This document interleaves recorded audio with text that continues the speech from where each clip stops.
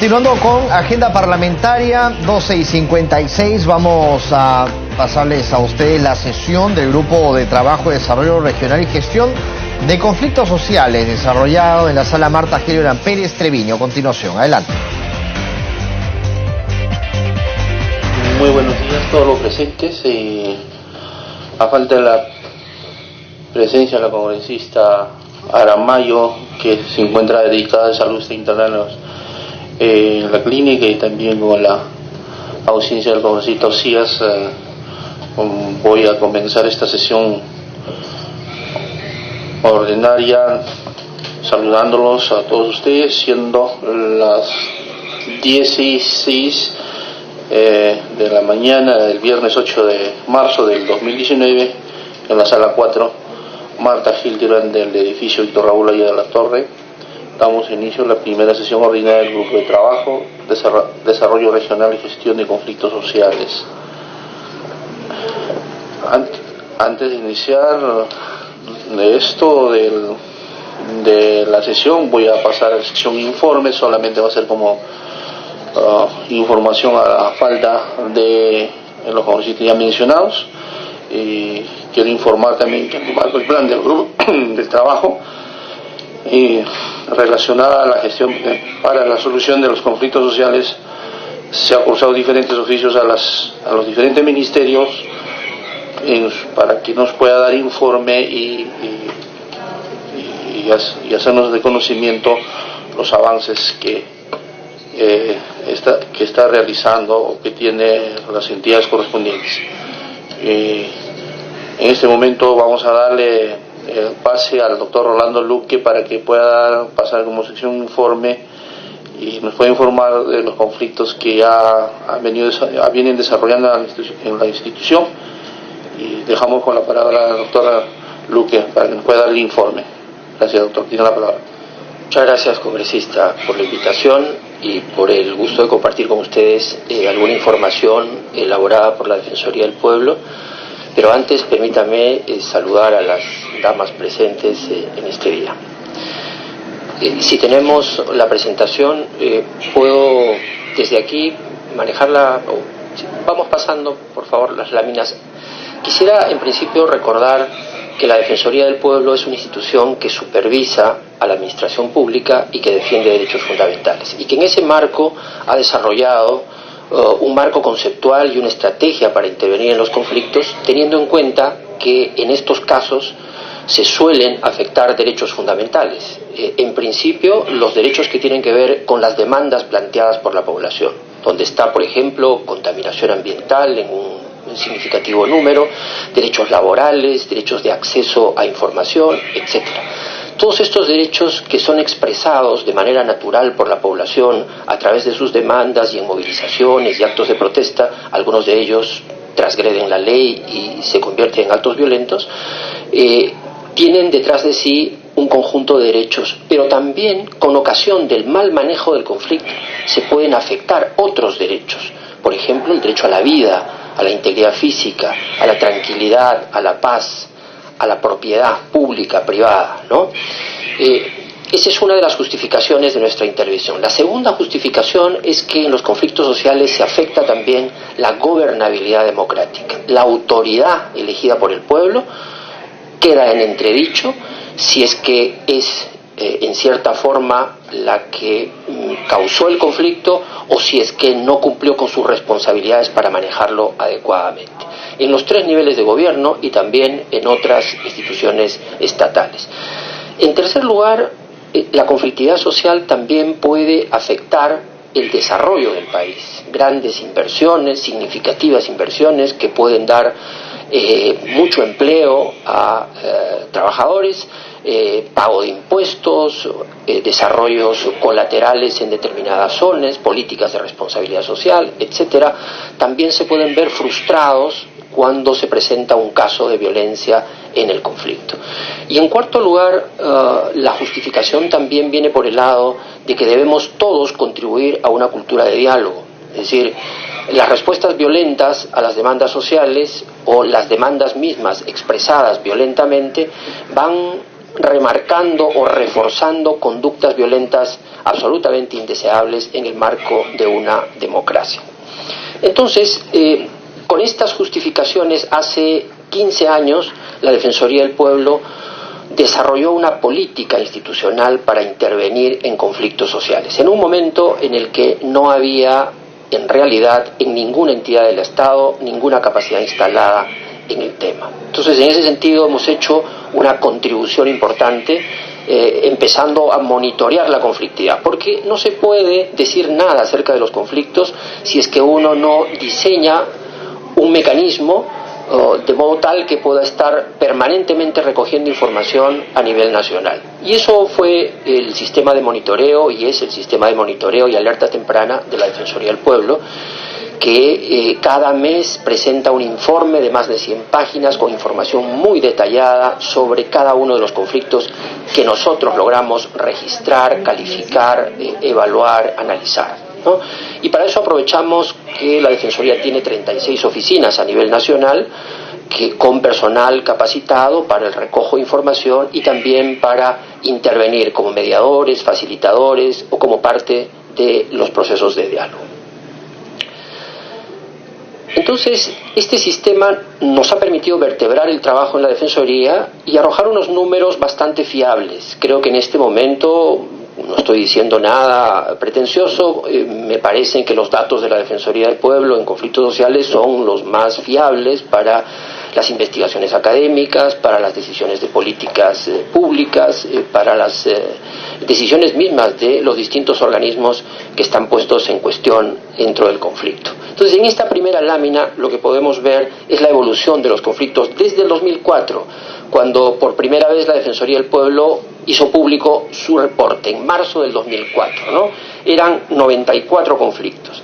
En el 2009 y 2010 sube a 347 y 362 conflictos. O sea, hemos ido en un crecimiento muy alto hasta picos como el que menciono de 362. Y luego hay un descenso hasta 232, con lo que hemos cerrado el 2018. 232 en el acumulado, es decir, sumados los casos que también se han resuelto, los casos que se han retirado del reporte, ¿no? Ese es el total.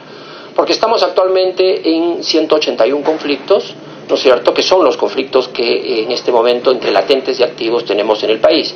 Pero siempre al final del año hacemos un balance y encontramos que la cifra acumulada es 232, ¿no? Siguiente, por favor. En la siguiente lámina ustedes van a poder ver los casos nuevos y los resueltos.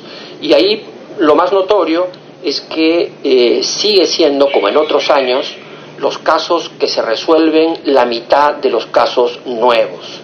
Es decir, tenemos ahí una diferencia que constituye un desafío para el Estado de desarrollar más sus capacidades preventivas y resolutivas de conflictos. Entonces, siempre vamos a ir acumulando más conflictos que los que podemos en realidad resolver. Y en relación a la tipología siguiente, se mantienen también, igual que en años anteriores, la distribución de los casos en cada uno de estos tipos, donde claramente los socioambientales están y se mantienen en 63.9%, han estado 59, 60, algunas veces llegan a 68%, ¿no? Pero es más o menos alrededor de este porcentaje que tenemos estos conflictos que principalmente están vinculados a la actividad minera, a la actividad hidrocarburífera, a la energía, a los residuos sólidos y saneamiento, pero sobre todo minería. El 40% de los conflictos tienen que ver con actividades mineras. En el siguiente podemos ver ya los conflictos distribuidos, ¿no es cierto?, por regiones, ¿no?, donde en los últimos años Ancash es la región con el mayor número, ¿no?, 24 casos, Puno 17, Cusco 17, Cajamarca 11, Piura 12, Loreto 13, Apurímac 11, Arequipa 7, y hay algunos casos que son conflictos que involucran a varias regiones, ¿no? Entonces, estos casos, evidentemente, merecen una atención especial. Más adelante veremos si es que efectivamente desde los gobiernos regionales hay una respuesta en el caso de las 10 regiones con el mayor número de conflictos sociales. Y una consecuencia que siempre para una institución como la Defensoría es muy dolorosa en los conflictos sociales, que es la muerte de personas o la afectación a su integridad física, ¿no? La estadística desde el 2006 arroja 281 personas muertas en el contexto de conflictos, 246 civiles, 35 policías y 4.875 heridos, 3.256 civiles, 1.606 policías heridos.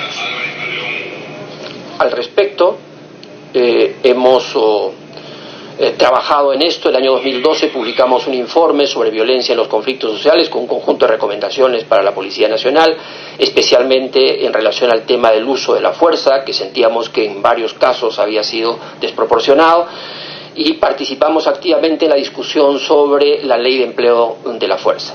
Esa ley ya se emitió, ¿no? Es una buena ley. Echamos de menos que no hubiera el principio de precaución dentro de los 4 o los 3 principios mencionados en la norma, porque es un principio además establecido en instrumentos internacionales de Naciones Unidas y tiene que ver directamente con la capacidad de la propia Policía Nacional para salir a hacer sus intervenciones de restablecimiento del orden público, ¿no? O sea, no se puede enviar a la policía con 20 bombas lacrimógenas, sin suficiente armas no letales, sin una estrategia de inteligencia, etcétera. Eso es en realidad contribuir a generar un escenario de violencia. Eso hemos hablado mucho con la Policía Nacional en varias reuniones, ¿no? Y ellos están muy persuadidos que por el lado de la capacitación y por el lado de las adquisiciones de mayor armamento no letal se puede contribuir a conjurar situaciones en las que no se necesita en realidad un uso máximo de la fuerza. En algunos casos, congresista, se solicita la intervención de DINOES, por ejemplo, y DINOES es una fuerza creada para enfrentar el terrorismo y el narcotráfico. Entonces sus prácticas son casi militares. Entonces las consecuencias de llevar a restablecimiento del orden público a personal que no está capacitado o está capacitado para intervenciones de otro grado es siempre una situación de altísimo riesgo, ¿no? Eso se lo hemos dicho continuamente a la policía. Felizmente estos indicadores han disminuido, pero toda muerte es una muerte y hay que siempre estar muy atentos, ¿no? Durante el 2018 han muerto 5 personas en conflictos sociales, ¿no? Y más o menos 120 personas heridas. Pero siempre será un tema de agenda para nosotros y desde luego también para el Congreso de la República. Siguiente. Ahora, permítame ahora brevemente hacer una explicación de mayor amplitud sobre por qué la conflictividad social en el Perú, por qué estos años en los que la frecuencia en que se han presentado los conflictos, la intensidad de algunos de los casos, las consecuencias que han tenido, ¿no es cierto?, siguen siendo prioritarios en el país, siguen siendo parte de la agenda más importante. Uno de los factores que está detrás de la conflictividad es sin duda la expansión del mercado en el país. Esto no es solamente descriptivo, no tiene una calificación si bueno o malo, ¿no? Es más, si uno se adscribe al mandato constitucional, estará de acuerdo con que el mercado se expanda porque la expansión del mercado implica más inversión, más empleo, más tributos, etc.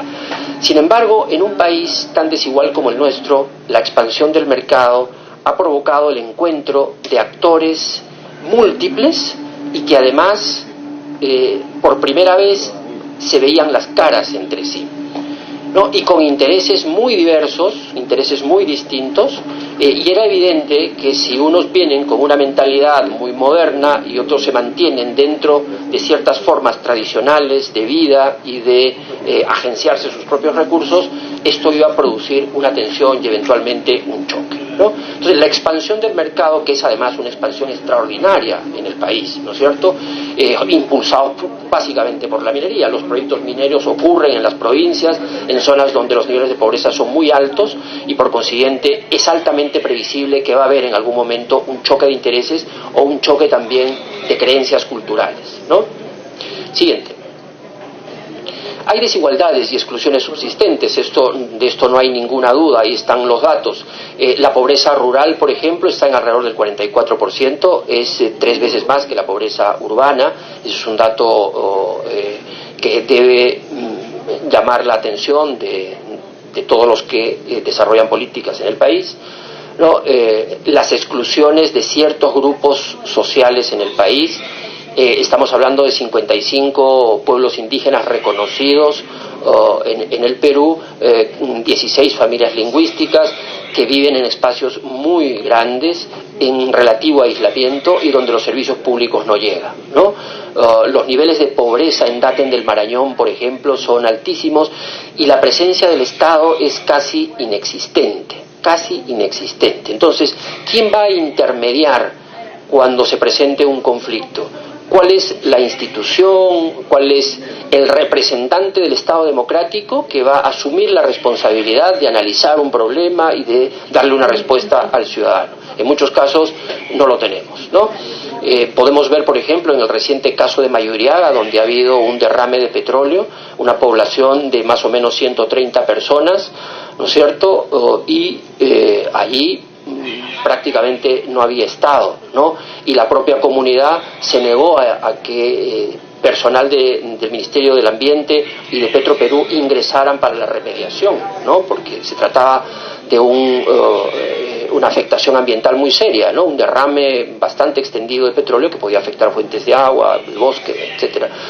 Entonces, la autoridad ahí efectivamente es el APU de la comunidad, pero el APU de la comunidad muchas veces desconoce las prácticas del Estado, las prácticas procedimentales que hay que llevar adelante, y en ese sentido se dificulta la relación, la comunicación entre un pueblo indígena y el Estado. Desde luego, ahí hay que desarrollar capacidades interculturales también para comunicarse adecuadamente con este tipo de grupos sociales.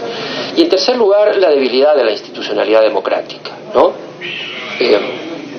No hemos hecho las reformas en su momento, hemos estado un poco obnubilados con el crecimiento económico, que es extraordinario, sin duda, sobre todo a lo largo de unos 10 años de crecimiento continuo, altas cifras, pero de un estancamiento de la democracia, de unas instituciones que sentimos que no están a la altura de la velocidad con que la economía va, o iba, ¿no? Esperemos que recupere el ritmo anterior, ¿no? Entonces recién estamos discutiendo reformas. Nunca es tarde, pero esto nos demuestra de que si hubiera habido en la agenda prioritaria del 2002-2003 reformas institucionales como se planteó en la transición política del 2000-2001, este sería ya un Estado mucho más moderno y con una presencia mayor para enfrentar la conflictividad y los problemas en general. Siguiente. En relación al diálogo, pasemos esto que ya lo he mencionado, y hay algunas cifras, ¿no? Solamente regresamos por favor, en el caso del factor institucional, que me interesa mucho mencionarlo, en el Foro Económico Mundial, en lo que respecta al pilar de instituciones, de 137 países, el Perú se encuentra en el puesto 119. O sea, está ampliamente demostrado que tenemos un retraso en materia de modernización, democratización de las instituciones en nuestro país. Igualmente, el Barómetro de las Américas certifica que hemos bajado de 62 a 52% el apoyo a la democracia, y la confianza en los partidos políticos ha bajado de 16 a 7.5, y la percepción de corrupción, el 78% de los entrevistados piensa que es un problema generalizado. Siguiente. Permítame ahora rápidamente hablar algo sobre el diálogo, porque esa es la respuesta, ¿no es cierto? Frente al conflicto social hay dos vías, la vía de la ley y la vía del diálogo. Y en algunos casos, o en casi todos los casos, ambas, ¿no es cierto? La ley y el diálogo son la respuesta en un Estado democrático. Tenemos una idea del diálogo como diálogo político, por ejemplo, en el Congreso de la República, en el Acuerdo Nacional, en los consejos de coordinación regional, local, en los consejos regionales, etcétera, se practica el diálogo político para llegar a consensos, ¿no es cierto? Pero luego tenemos unos espacios que son ya más específicamente diseñados para enfrentar problemas, ¿no? Problemas vinculados a conflictos, ¿no? Por ejemplo, de acuerdo a las normas jurídicas, hay 64 espacios creados por ley, ¿no es cierto?, o por norma jurídica en general, ¿no?, que deberían servir para prevenir y resolver conflictos sociales, y que están subutilizados, subutilizados. Le menciono, por ejemplo, estos que acabo de mencionar: Consejo de Coordinación Regional, Consejo de Coordinación Local, presupuesto participativo, el Consejo de la Educación, el Consejo de la Salud, el Consejo del Trabajo, los consejos hídricos de Cuenca, etcétera. Hay 64 de estos espacios, ¿no? Uno dice a veces el Estado no está suficientemente preparado para recibir las demandas, procesarlas adecuadamente. Bueno, el problema es que sí hay normativa al respecto, pero la hemos dejado adormecerse y subutilizada, ¿no es cierto? Pero hay otros espacios que son los espacios que están creados voluntariamente por las partes, porque eso que llamamos mesas de diálogo no están establecidas en leyes ni en decretos, ¿no? Se formalizan a veces a través de resoluciones, a veces, pero la mayoría de los casos están constituidas por actas que las partes firman y que voluntariamente expresan su decisión de resolver o de tratar el problema en un espacio de intercambio igualitario, bien informado, pacífico, conducido por alguien o por una negociación directa, ¿no es cierto? Entonces, esos son los espacios a los que les hemos dedicado nuestro seguimiento permanente y nuestra contribución desde la Defensoría. Estamos prácticamente en todos ellos, ¿no? Y han dado resultados significativos. A veces se cuestiona la eficacia de los procesos de diálogo, pero es mejor hacerse la otra pregunta: ¿qué hubiera sido del país sin los procesos de diálogo cuando tenemos una institucionalidad que no responde adecuadamente frente a los problemas? Porque los problemas en un Estado tienen un procedimiento, una autoridad y unas garantías, que pueden ser procedimientos jurisdiccionales, procedimientos constitucionales, procedimientos administrativos o las prácticas políticas, ¿no es cierto? Eso es lo que en un Estado democrático desarrollado uno observa. En Noruega o en Suiza no vamos a encontrar mesas de diálogo, ¿no es cierto? Lo que hay es una institucionalidad que funciona porque están así establecidos los procedimientos, ¿no? Pero en nuestro caso, como lo hemos demostrado, hay una debilidad tan marcada de la institucionalidad que hace necesario espacios complementarios que justamente le saquen las castañas del fuego a la institucionalidad democrática, que no puede resolver esos conflictos por las vías regulares, ¿no? Entonces se crean estos espacios por la voluntad de las partes, y también se pueden romper por la voluntad de las partes. Es decir, alguien en determinado momento puede decir: bueno, yo no continúo en el diálogo, ya no me conviene, o tengo otras razones, o voy a ir a la vía judicial, o voy a esperar una decisión política, etcétera, ¿no? Pero se mantienen ahí y se legitiman en la medida que los actores concurren a las reuniones, que hay una agenda razonable para ser discutida, que hay unos parámetros que debemos seguir para tratar de ponernos de acuerdo, y que lo que se resuelva allí será cumplido por las partes. Y ahí mi siguiente observación: de 1.130 casos registrados desde el 2004, 500 fueron resueltos. 500 fueron resueltos.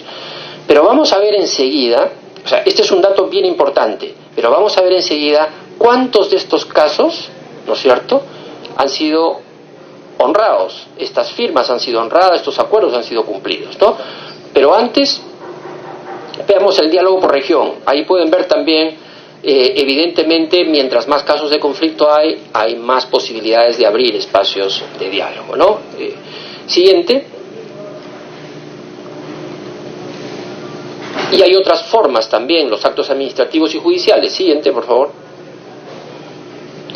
No, y aquí una anotación: hicimos una investigación que está colgada en nuestra página web sobre el valor del diálogo en el Perú. Ese es el título del libro, El valor del diálogo. Y aplicamos una encuesta con la colaboración de la Universidad Católica sobre cultura de diálogo, y le hicimos varias preguntas, una encuesta nacional, ¿no? Entonces, el 67% dice que siempre es necesario dialogar para resolver problemas. Una cifra que nos despierta entusiasmo, ¿no es cierto? 88% es a favor de conformar mesas de diálogo. 56% no se percibe a sí mismo como dialogante. Y 75% percibe que las autoridades a veces o nunca tienen voluntad de dialogar. En buena cuenta, la sociedad peruana mayoritariamente valora el diálogo, reconoce que no está capacitado para dialogar porque no forma parte de las tradiciones. Provenimos más bien de una tradición autoritaria más que una tradición dialogante, ¿no es cierto? pero también es crítico de las autoridades y dice, no nos dan el ejemplo para dialogar. Por lo general pretenden imponernos sus decisiones. No hay estos espacios de intercambio entre unos y otros para tomar decisiones más consensuadas, ¿no? Es decir, que las decisiones de un gobierno regional, de un gobierno local, salgan con una relación previa en la que se ha expuesto la norma para recibir un feedback de parte de la sociedad. Siguiente.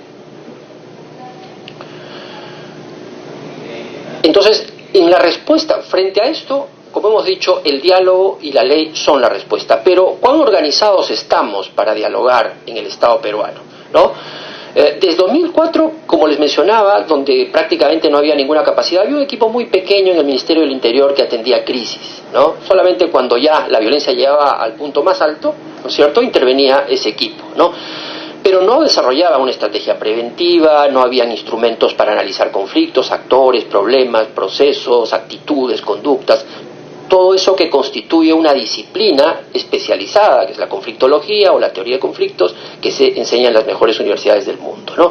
Eso no había, eso lo hemos ido ganando con los años, o sea, eso es bien importante. Ahora hay una masa crítica de profesionales que entiende el tema, que ha pasado por maestrías, por diplomados, que se dictan ahora en universidades peruanas y también en universidades en línea, ¿no? ¿Cuánto de eso ha influido en el Estado peruano, ha logrado trascender hacia el Estado peruano? Yo creo que es significativo. El esfuerzo más importante fue el de la Oficina Nacional de Diálogo y Sostenibilidad, ¿no es cierto? Luego se pasó a una Secretaría de Gestión Social dentro de un Viceministerio de Interculturalidad. Eso, digamos, todavía creo que no ha pasado el suficiente tiempo como para hacer una evaluación completa de si fue una buena decisión o no. Desactivar la ONDS y reemplazarla por una secretaría, ¿no? Pero en el gobierno nacional hay 12 oficinas en los ministerios, es decir, se ha logrado entender que no hay manera de hacer política si no me comunico adecuadamente con el ciudadano y recojo sus demandas y le ofrezco un espacio para discutirlas, ¿no es cierto? Entonces, en el esfuerzo de ser un Estado más dialogante, el Estado ha instalado estas oficinas y ha ido progresivamente ganando capacidades en la materia. Hay 2 oficinas en organismos técnicos especializados, siguiente por favor, pero en los gobiernos regionales hay solo 7 oficinas creadas y en funcionamiento al 2018. Siguiente.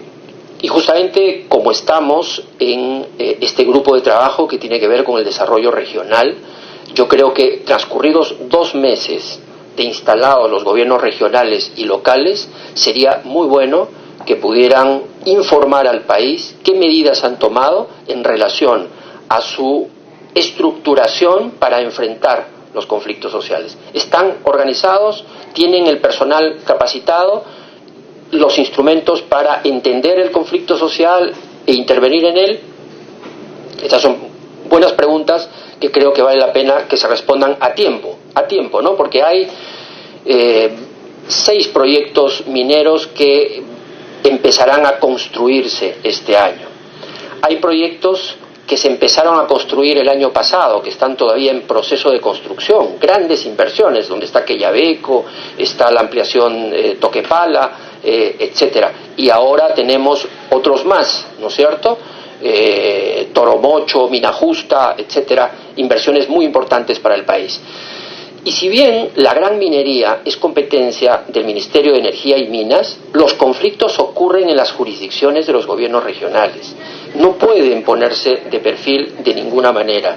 Si algo ocurre en tu territorio, es parte de tu responsabilidad contribuir a gestionar ese conflicto, ¿no es cierto? Además porque, aprovechando que eres la autoridad regional, tu análisis es mucho más fino que el que pueda tener una autoridad que va desde Lima o que mira las cosas desde Lima.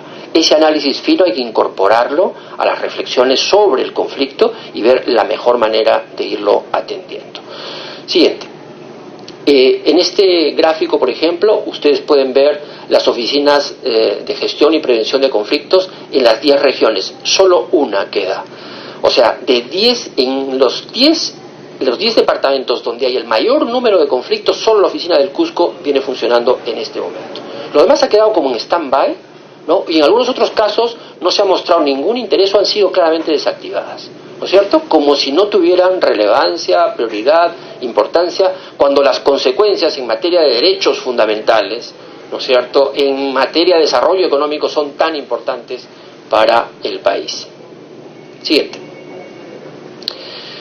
Mire, este es un esquema que lo explicaré rápidamente como una manera de entender cómo deben enfrentarse los conflictos, porque hablamos de diálogo, pero el diálogo es una parte.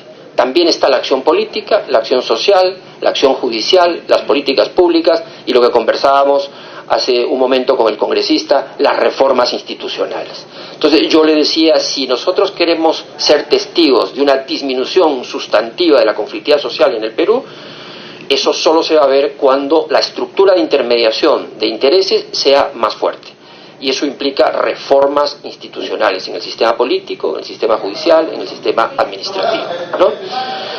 Pero ya viendo el caso particular, el conflicto, ¿no es cierto?, ¿qué capacidades de gestión tienen que concurrir para que el conflicto sea adecuadamente entendido y atendido?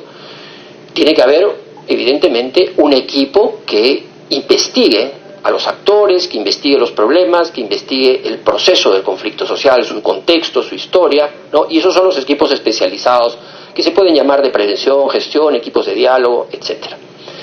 Pero al lado, necesariamente tiene que estar el equipo de gestión pública, con el ministro a la cabeza, sus viceministros, sus directores. Por ejemplo, en el conflicto tan largo y doloroso de el sector educación, ¿no es cierto? Los equipos de conflictos sociales hicieron su trabajo, fueron al Cusco, abrieron el espacio de diálogo, conformaron la agenda, mediaron en el conflicto, pero ¿un equipo de conflictos sociales puede tomar la decisión de incrementar el salario a los maestros?